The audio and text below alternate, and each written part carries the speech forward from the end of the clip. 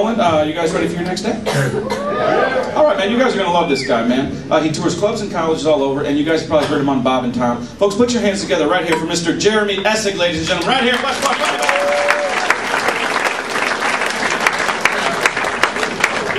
Thank you for coming out. I'm on my way up here this evening, and I bought cigarettes. And I'm in a gas station, and I buy the cigarettes, and as I'm trying to buy them, this dude elbows me out of the way. And in the elbowing hand, he's got 2 hot dogs. And then he just looks at, he's all pissed, he just looks at the clerk and he just goes, "Hey! Got any relish?" And then the clerk said the greatest thing ever. She said, "Oh, I'm sorry, the relish truck hasn't come in yet." Folks, that's outstanding. Because that means one of 2 things. Either she's screwing with this guy, or, yeah, there really is a giant truck of relish coming my way. And keep in mind, I don't care what the answer is, now I'm laughing, alright?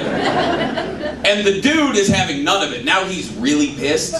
So in some odd form of protest, he takes his hot dogs, slams them on the counter, and then marches out, looking at both me and the gas station attendant. He just goes, "Well, it's the level of service I expected here."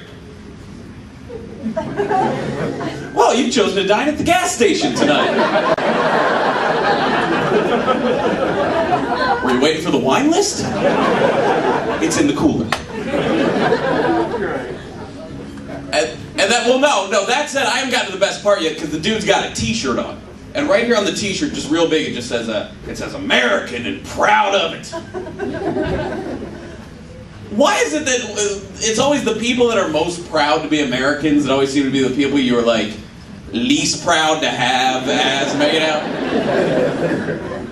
And so I'm looking at this guy, and I come up with my own immigration policy. That's a big issue. Here's the new policy. I think if 1 million people from Mexico want to come up here, then that's awesome. But Mexico, in turn, has to take like 1 million of, like, relish guy back, right? There's a trade of some sort. It's not an open door there, NAFTA. All right, like, you want to say 1 million hardworking people, kick ass. You get all the carnies. It's not that problem. I guess we need a law for immigration. We have too many laws in this country. I feel like I was just in Ohio, and you can't smoke indoors, and you can't gamble. Like, there's too many laws. And it's gotten to the point now, I heard there was a school there that made a law that students couldn't wear Confederate flag t-shirts, and so the students sued the school. You know what? You don't need this law. Let the students wear the shirts. They're only going to wear them once. Yeah, and then all the black students are going to kick the crap out of them. You're not going to have a problem anymore. You don't need laws for everything. Sometimes nature will just take care of that problem for you. You know, like there's no law that says you can't kick a bear in the groin. You can do it. The bear's going to teach you why that wasn't a very good idea. You know? I grew up in Ohio. I grew up in a town called Zanesville. Yeah, a lot of relish people there. It's like one of those towns, if you haven't been there, it's like every other, like, little crappy Midwest town. You've all been to one, right? Where you just pull off the interstate and you look around and you go, "Wow, I bet we have a meth problem." That's where I grew up.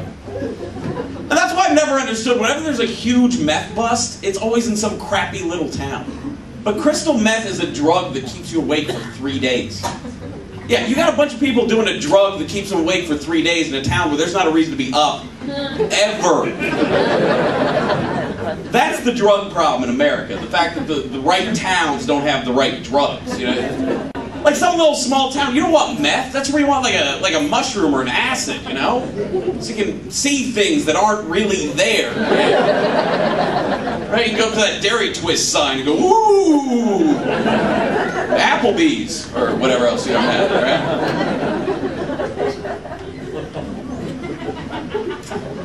I grew up there, and then I moved to Cincinnati after college, where I worked at a bookstore. That job has a fun bonus. Here's the bonus of working at a bookstore. You may accidentally end up on an awkward gay date. But this didn't happen to anybody else? It's an absolutely true story. It's like 7 years ago. I'm working there, and this dude I'm working with comes up to me one day and he goes, "Hey, I make really good chicken. You should come over for dinner sometime. I'll make you chicken." I'm like, "Yeah, it seems normal, right? Just some dude has you over for dinner. That happens, right?" Shut up. I didn't know that was like the recruitment process. Or, you know what I mean?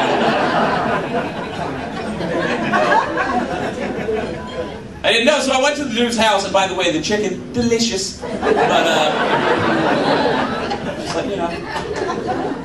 So I go to his house, and he makes this chicken, and we eat it, and then we're done eating it, and he goes, "Thanks for coming over." And I go, "That was a really wonderful chicken." He goes, "Well, you know, it'd be more wonderful.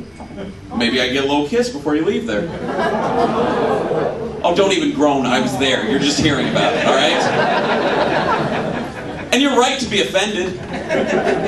What are you thinking? You were just going to make me dinner and then you were going to get some? There was no thought of getting me liquored up first or anything? I don't care if you think I'm gay, but I'm not easy, all right? It's offensive.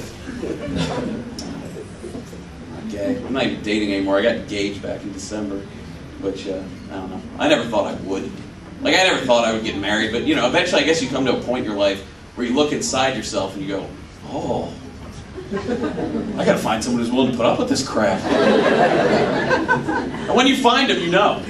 I knew my second date. My second date with my fiance, we're sitting there, and she told me she worked with autistic kids, and I was like, sweet.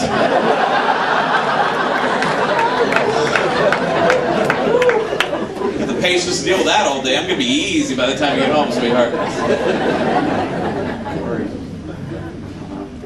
I almost died. That was fun. I had to do a show for bikers. Yeah, my gay date ass had to do a show for bikers. That's always nice. I don't care who you are. Like, I know riding a motorcycle is just a hobby, but it's an intimidating hobby. Like, you put all that leather on, it's scary. You know, like I have a hobby, but if I get all dressed up, no one cares. You know, I mean, I collect model trains. Ran into me in a bar, and I'm just sitting there with my overalls and giant hat, making everybody call me Coal Pants Willie, you know? I don't care, I'm just a sad guy at the corner of the bar. Can I get you another beer, sir?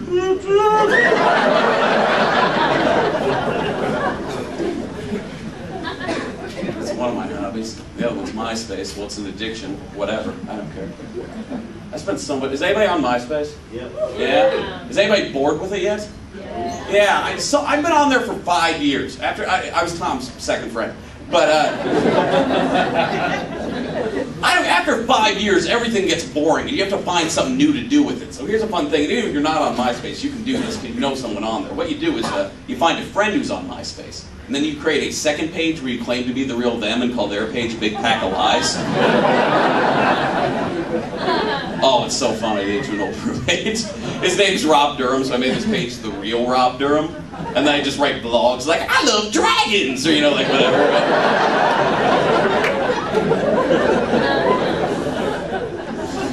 The best thing on the page was I just had a video, and it was just a video of children getting off a school bus.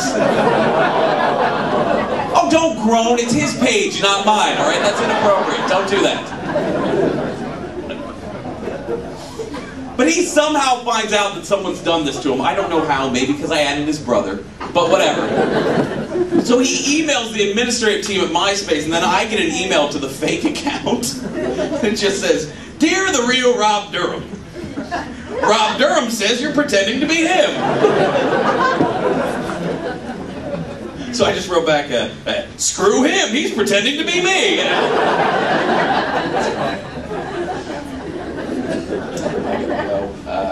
You guys are nice. You're very attentive. I appreciate that. Crowds always aren't. Like, no one clapped when I said I was engaged, and that's fine. But one time, early when I said I was engaged, this dude in the crowd goes, "You just made the worst mistake of your life!" Have you been listening? I've gone out with a dude before. You guys are nice. We'll see you later. Thanks a lot.